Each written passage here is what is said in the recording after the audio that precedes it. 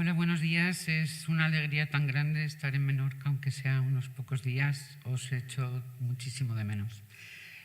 Como sabéis, estoy de diputada en el Congreso y desde hace unos meses soy la secretaria general de Podemos en Islas Baleares. Uno de los deberes que tenemos como representantes de la voluntad popular es someternos a un aprendizaje continuo que exige una escucha continua. Somos un partido joven, hace poco que estamos, y estamos aprendiendo de forma acelerada. En el grupo confederal que tenemos está incluida la formación ECUO, exceptuando en Baleares y en Valencia, creo que es, que nos están aportando mucho conocimiento y están empujando mucho iniciativas verdes en un sentido muy amplio. En la situación de emergencia medioambiental y social también que vivimos a nivel global, nuestra prioridad no puede ser solo mejorar las condiciones de vida presente, sino planificar el futuro para que sea habitable, para que sea sostenible. Y para ello yo creo que nada mejor que poner en el centro de las políticas dos ramas, la infancia y el territorio, es decir, asegurar un futuro para que nuestros descendientes tengan un hábitat ecológico pacifista, feminista, por lo tanto, y de equidad. Hoy estamos aquí para hablar de todas estas cuestiones. He oído cosas realmente muy interesantes, especialmente en alguno de los ponentes.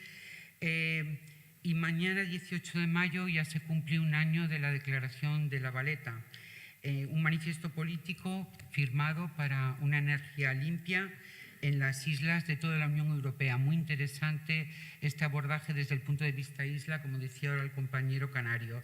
En esta declaración los firmantes ya se comprometían a iniciar un foro en el que se invitaba a participar a representantes de las islas, instituciones académicas, organizaciones de la sociedad civil, inversores públicos y privados, para trabajar en conjunto por un proyecto que promocione las tecnologías más adecuadas para adaptarnos, también para combatir el inevitable cambio climático. Es decir, todos a una. Tenemos que ir todos a una. Hay que recuperar ese sentido de comunidad. Por primera vez en la historia de la humanidad sabemos anticipadamente mucho de lo que va a pasar. Inevitablemente ya va a pasar. En la multitud de comparecencias de organizaciones científicas y de la sociedad civil que estamos teniendo en la Comisión de Cambio Climático del Congreso, previo al proyecto de ley de cambio climático que tiene que presentar el Gobierno, que por cierto estas intervenciones son públicas, cualquiera las puede seguir, hay algunas realmente muy interesantes.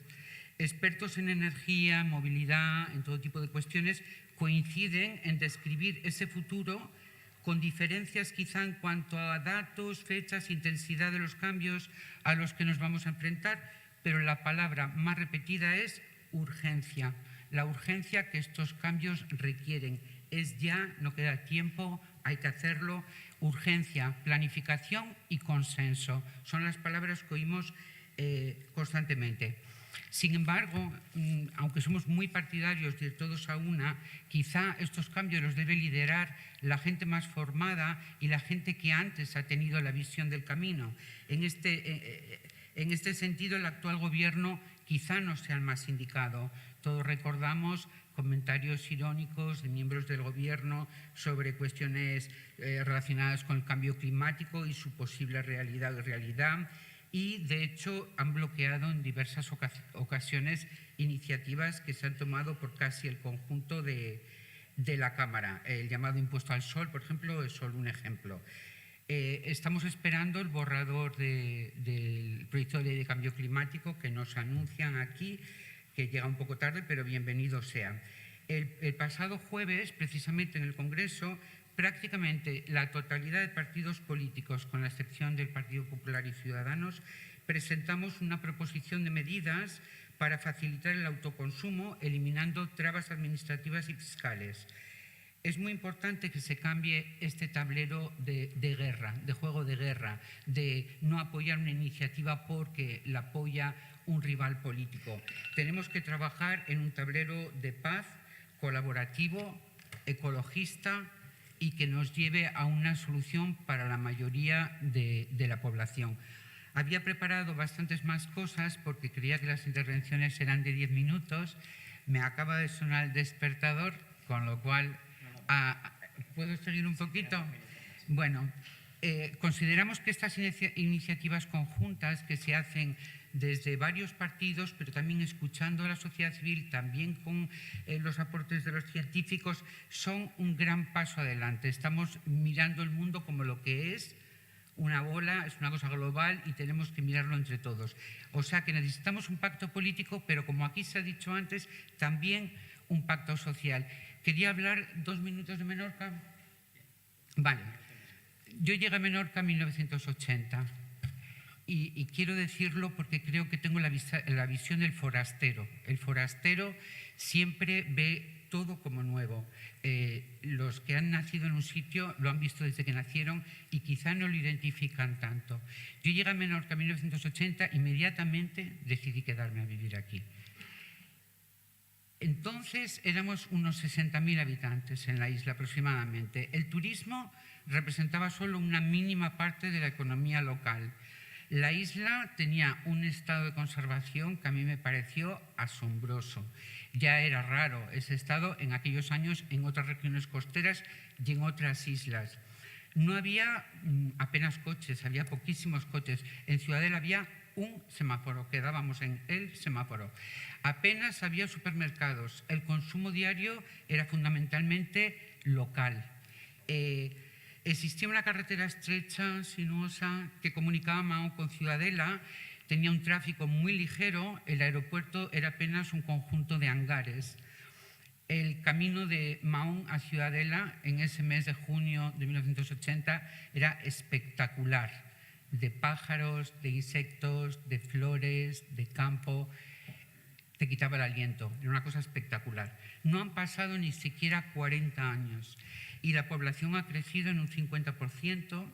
El turismo ha pasado a tener una relevancia muy importante en nuestra economía, sobre todo desde la primavera árabe.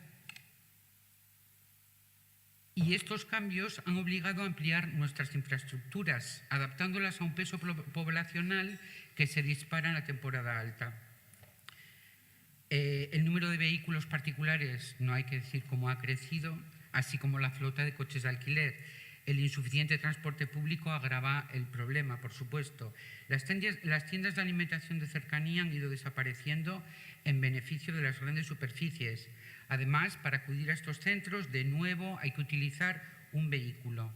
El aeropuerto ha crecido considerablemente, las necesidades sanitarias en temporada alta también, los precios de alquiler y compra de vivienda se van igualando con los de países europeos que nos visitan, especialmente Reino Unido, Alemania, con la diferencia enorme que tenemos aquí en cuanto a salarios y en cuanto a posibilidades laborales. Muchos de nuestros pozos de agua se ven contaminados, también ciertas prácticas ganaderas han influido en esto, cierta falta de planificación urbanística. Entonces, Menorca, estoy de acuerdo que también se dijo antes, podría convertirse en un laboratorio que ayuda a lograr un equilibrio entre naturaleza y vida humana.